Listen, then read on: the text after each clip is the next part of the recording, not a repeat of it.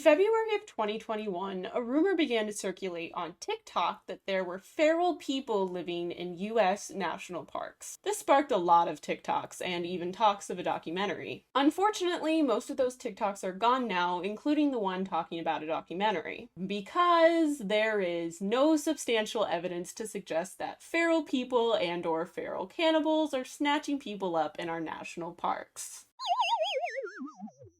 I looked everywhere, and I couldn't find anything to back up that rumor. It is simply an urban legend. However, there is something strange going on in US national parks, and it's been going on for a very long time. What this video turned into is not what I intended. I started like, oh, feral people in national parks, and then I fell down a sort of dark, sad, mind-melting rabbit hole. Most of my new subscribers came from the Skinny Bob video, so thank you to everybody who watched and to everybody who subscribed. I promise there's plenty of videos like that coming in the future, but videos like that don't come without a lot of research and take a lot of time to make. That was probably my favorite video I have made so far, and it was over a year in the making. So it's super cool people enjoyed watching it as much as I enjoyed making it. If you have any weird internet videos like that, or anything else you want me to make a video about, or any urban legends or paranormal shit, whatever, if you have any ideas or anything you'd like to see me make, please leave it in the comments. I can always use more ideas. Let's get back to this video. There are 423 national parks in America, and roughly 1,600 people have gone missing in those parks. But why is that just a rough estimate? Well, we don't know an accurate number because the people in charge don't keep track. The Department of Interior, which oversees our national park services, doesn't keep track of disappearances over all parks, and has said it would take $1.4 million to make a complete list of every cold case in national parks. As well as there is no requirement for the federal government to keep track of everyone who goes missing on federal land.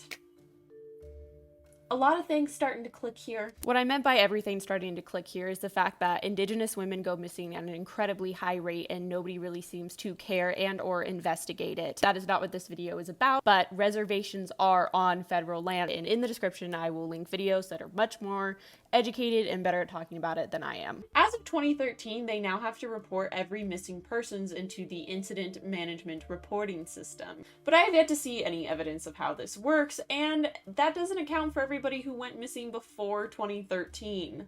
And there's a lot. If you go to the National Parks website, they do have a list of 29 cold cases from 2019 all the way back to 1958. That's all fine and good, but there are cases that we know of that aren't on that list and don't have a conclusion. A lot of these disappearances are abnormal, victims disappearing under strange circumstances, and some of them disappearing out of thin air. You might already be thinking of David Paulides and his series Missing 411. While I do recognize why some would be skeptical of David, one reason being his research about Bigfoot and his background in cryptozoology. He doesn't publish anything but the facts, and he does not directly connect any cases with supernatural reasons. He has done worthy research and has compiled and organized a very large number of cases. I understand criticism of his work, and I want this video to stand on its own 2 feet. So any claims he has made or research that he has done that I use in this video are either directly from victims' families or things that I have researched and confirmed with separate sources outside of David.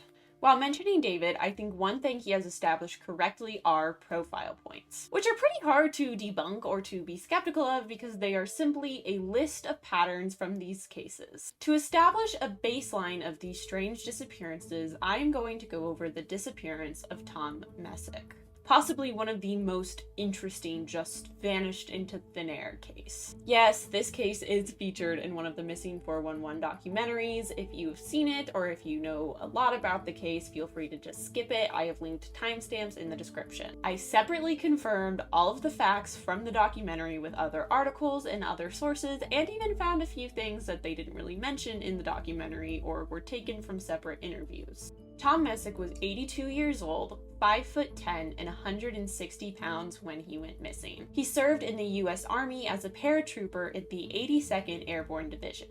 Due to an incident in his 20s, he had poor vision in one eye and was hard of hearing. He taught hunters safety and trained hunters in his area for many, many years. He was an extremely skilled hunter, and one of his family friends even said he was, quote, incredible in the woods. On an annual hunting trip in 2015, he and 6 of his friends and family went into the woods to hunt for deer. 4 of the older men spread out in one area, and 2 of the younger men went up to a higher position with the intent to drive the deer down to them for easier hunting. The only thing strange to happen during this time is Tom's longtime friend and hunting partner, Sid, said he heard a strange noise about 150 yards away towards where Tom was sitting. He told his son it sounded like something snapping or closing shut. Sid had been hunting with Tom for over 50 years and said it was nothing like he had ever heard in the forest before. Later that day, Tom did not show up at the agreed upon meeting place. When the group went looking for him, they couldn't find him, so they began firing shots into the air and calling his name. When night came, half of the group went to report him missing to the authorities, and the other half of the group stayed that night to keep looking for him. They drove their trucks around with their brights on, honking the horn, yelling his name, firing into the air.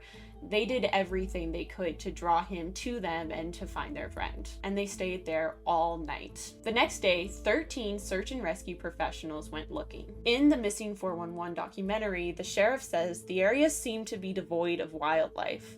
We didn't see squirrels, chipmunks, deer, no sign of any of them, which I will say may have nothing to do with Tom, but is very strange. There were canine units, state police, National Guard, 300 volunteers, a dozen fire department volunteers. Everyone turned up to look for Tom. The grid pattern they used to search the area allowed for a very detailed search of the woods. On day 4, 2 FBI agents showed up, which was weird because the FBI doesn't usually get involved in adult missing persons cases. Tom's wife was one of few people who actually spoke to the FBI agents and said this: "The FBI told me something isn't right with his case, but they don't know what.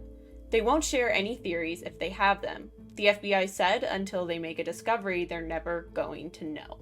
After extensive search measures, nothing was ever found. Not his gun, not his walkie-talkie, not a single piece of evidence he was there at all. I read in another article that search and rescue also mentioned how silent the forest was. There was no life there at all. Again, I'm not saying this means anything, but it is very weird. Like, I wouldn't know how to connect it to his disappearance if I wanted to, but if you've spent any significant time in the woods, you know there's always something alive around. It's so unusual because of his age and his circumstances, he couldn't have gone far. His wife also mentioned because he was such an experienced hunter, she was sure if he had gotten lost, he would have cut something off of his jacket or his t-shirt to tie to a tree to let someone know he had been there. His wife also says that her biggest fear is he was abducted. But when you really think about it, it would be dumb for somebody to approach a 5'10", 160-pound man with a gun. If he was attacked by an animal, again, you would have heard something, but also there would be a lot of evidence. Fuck it, if there was a feral person who attacked him, there still would have been evidence and there still would have been noise. But not even a dog could find his scent. There are a lot of unanswered questions in this case, like why did the FBI show up? What did Sid hear? Where did all the wildlife go? To make things even more sad and weird, another elderly man named Fred Drum went missing just a few days after Tom and only 40 miles away. Fred's wife left in the morning, and by the time she got back, he was gone. Everything, including his possessions and his truck, were still there, but there was no sign of Fred. And I've searched for more information about Fred, but there just wasn't any. You're probably expecting me to give like a supernatural response to these disappearances, but even that way, nothing really makes sense to me. Every theory I come up with or see on the internet has some kind of hole in it based on the information that we have. And this isn't the only case like it. In fact, in my research, I found so many cases that were so similar that I kind of had to stop and like take a step back, which is also part of the reason that this is so late. I had to like process, like, where was I gonna go from here? For every elderly and middle-aged person that goes missing, there's a young person that just disappeared as well. I'd like to go into the eerily similar cases of Douglas Legg and David Gonzalez. In 1971, in the Santanoni Preserves near the Adirondacks, 8-year-old Douglas Legg was with his family at their cabin. Douglas was very familiar with the area and he loved it. His family even nicknamed him the Mini Woodsman. He and his father, or his uncle, the information varied, this is from 1971, he and an adult were going on a hike, and when the adult noticed that there was a lot of poison ivy around, they told Douglas to go back and change from shorts to pants. They weren't that far from the cabin, it was a straight shot back, but Douglas never made it to the cabin and disappeared. 600 people searched, but not a single trace of him was ever found. They brought dogs out, and the dogs followed a trail for roughly 30 miles, but it was very rough terrain that Douglas would have not gone on, and it was unlikely that anybody else would have either. He was just gone. 33 years later, and on the opposite side of the country, in 2004, 9-year-old David Gonzalez went camping with his family in the San Bernardino National Forest for 4th of July. David asked his mother if he could go get some cookies out of the car, and the car was only about 50 yards away, so his mother let him and watched him as he left. But she turned away after a while because the car was right there, and he was 9 years old. However, about 40 minutes later, David had not returned. When his mom went to the car, the cookies were still inside, and David had vanished. Of course, just like any of these cases, a search was started as soon as possible, but nothing was ever found. About 10 months later, David's badly decomposed body was found about a mile away from where he went missing, in an area that was already extensively searched. Police claimed David had been carried off by a mountain lion, but his parents didn't believe this. His mother didn't hear anything at the time of his disappearance, and there was no blood or any other signs that would suggest an animal attack. And in my research, I found his parents were correct. The Mountain Lion Foundation has an article dedicated to David Gonzalez. They have mountain lion experts and forensic experts who have all said that none of his injuries match up with a mountain lion killing. They said most wounds and the scattering of his body parts were most likely from scavenger animals. Which, by the way, will not kill somebody, they will only scavenge from already dead things. In one article I read, they said, quote, David was just dead because there was no reasonable cause of death. The Mountain Lion Foundation said that it is most likely that police chalked it up to a mountain lion attack because there had been a sighting in the area around the time of his disappearance. While Douglas's body was never found, both boys seemingly vanished between their point of separation and their destination. You could say they were just kidnapped, but both boys were in earshot of an adult when they went missing and nobody heard anything. And animal attacks leave evidence. Another interesting thing about David's death was how the police handled it. They were, quote, flippant about the investigation. And while I don't believe David was kidnapped, his mother did say she saw a beige truck speeding out of the parking lot around the time he went missing. She mentioned this to the police, but investigators never followed up. Investigators were vague when answering questions and hostile to journalists. Which brings me to the next case. In July of 1981, 14-year-old Stacy Ann Arras was on a horseback camping trip with 6 others in Yosemite National Park. They rode from their starting point to a camp with overnight cabins. Stacy tied up her horse and went to her cabin to freshen up. She changed and grabbed her camera for a little hike to take pictures. She asked her father to go, but he declined. However, an elderly man they were with took her up on her offer. Stacy and the elderly man went down a little hill near their cabins to take pictures of the lake. The others, including a guide, watched Stacy and the man from the top of the hill. The elderly man took a seat and Stacy went behind a few trees out of sight to take a better picture of the lake. When she didn't emerge after several minutes, others from the group went down to look for her. But Stacy was gone. There was a large search effort with helicopters, dogs, and volunteers. Altogether, it was about 150 people and 67 mountain rescue associates. But the only thing they ever found was a camera lens from her camera where she was last seen. This case is pretty similar to the rest of the disappearances, but the most interesting thing about this case is it seems to be very guarded by the park.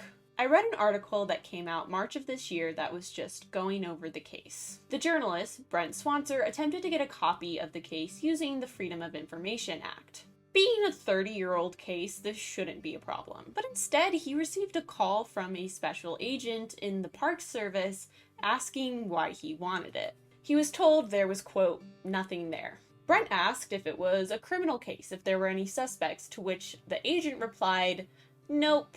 Brent asked if anyone had looked into the case recently in the last 10 to 20 years, to which the agent replied, not that he can think of. Brent asked a few more questions, to which he just got more short, rude answers. Again, Brent asked for a copy of the case, to which the agent responded, because it's an open case, and you'll never see it. Brent explains there are dozens of open missing persons cases from national parks that he has. And again, the agent says, you'll never see it. The agent eventually says, well, we never give away these cases, to which Brent is like, hey dude, not true. Again, I have dozens of these cases. Why not this one? To which the agent answers like a 12-year-old and says, no you don't. Brent then says the agent challenges him and just continues to be rude. Beyond that, Brent had representatives meeting in Washington, D.C. to get this case, to which the answer was still no. He also mentions that Stacy's family also asked for the case publicly and were denied. There is no criminal case. There are no suspects. So it's very fishy because, again, there are many open missing cases in national parks, but they seem to be very stingy with this case. It's very unsettling that they won't release it, coupled with the sentence, well, we don't give away these cases. What are these cases? What does that mean? That seems like a very particular choice of words. For the sake of the victims' families and just to be as respectful as I possibly can, I will not be sharing any sensationalized theories about their disappearances. It's enough for us to just be mind-boggled together. You are free to have your opinions and to share your theories in the comments, but I will not be fostering that in this video. I am just mind-boggled at how quickly most of these people just disappeared. And I just talked about 4 cases. I read 25 to 30 cases very similar. It feels like to me that there is just no reasonable explanation. Not kidnapping, not murder, not animal attacks. They're just gone. I know this video isn't very structured, but this is not my last video about the weird shit going on in national parks, because it's not just the disappearances. I found other shit while I was just poking around. You can definitely expect at least 2 more videos about this in the future. My next video is going to be a little spookier because we are in October, but please leave a comment with anything else you would like to see me make a video about, whether it be paranormal stuff, alien stuff, a video you saw once, urban legends. Tell me about your urban legend. I'd really like to look into some more of those. I am very excited to have so many new subscribers, and I promise I will get you the best content I can as soon as possible. You just gotta have a little patience with me. I had a lot of personal shit going on the last 2 weeks, so that is also why this video is late. This video, at every turn, there was an issue. Like most of my videos. Yeah. I'm Clever Hans, and I guess that's it.